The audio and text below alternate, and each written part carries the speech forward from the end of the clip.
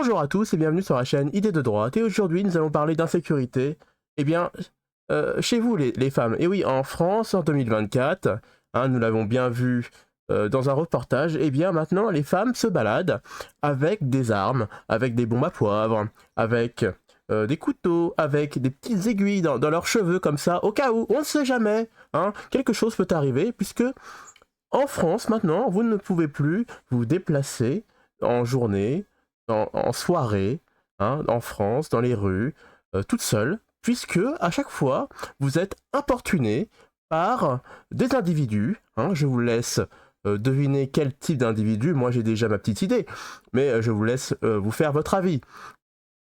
Et bien sûr, une femme, une fois de plus, va nous faire une petite déclaration intéressante. Je vous laisse avec elle et on en reparle juste après. En fait, même si j'avais 1 heure de marche, comment ça se fait qu'on ne puisse pas marcher tranquille dans la rue à partir du moment où il fait nuit, et même la journée, parce que je parle de la nuit, mais c'est pareil la journée.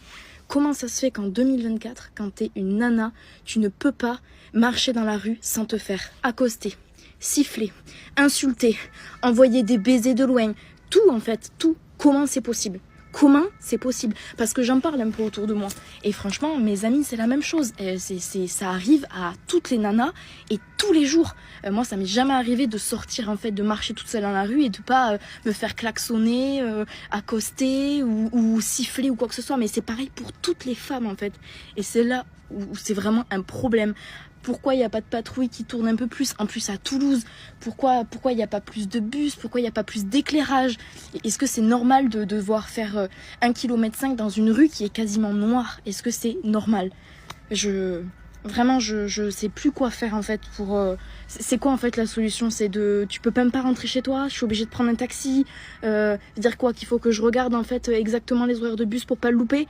C'est plus possible. Vraiment, je suis dégoûtée, je suis écœurée et c'est...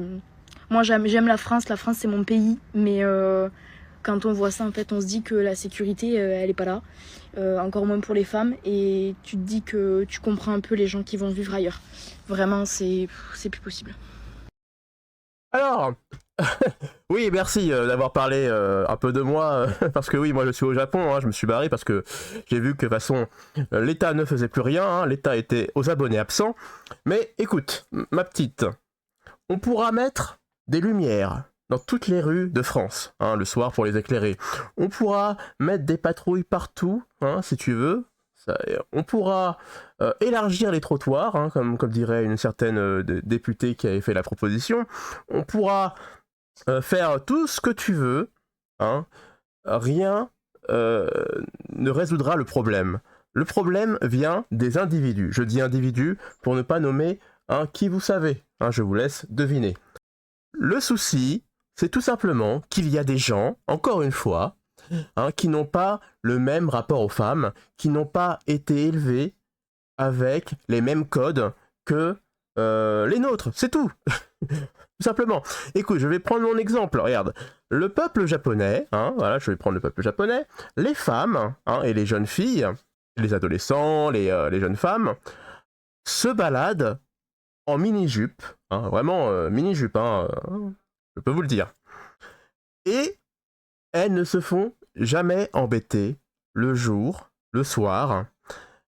Et même, je vais vous dire, le soir, je vois même des femmes seules qui sont complètement éméchées, hein, qui titubent, hein, qui marchent vraiment en zigzag dans la rue, et il n'y a personne qui vient les embêter.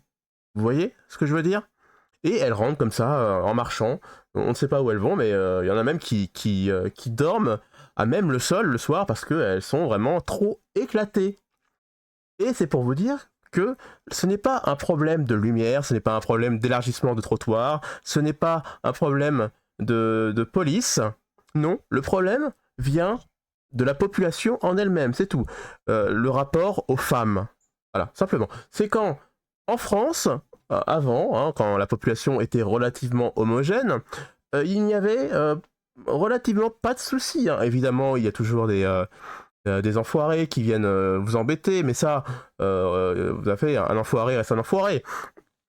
Mais maintenant, nous avons importé des populations, surtout d'Afrique, hein, on va pas se le cacher, et le rapport aux femmes n'est pas du tout le même.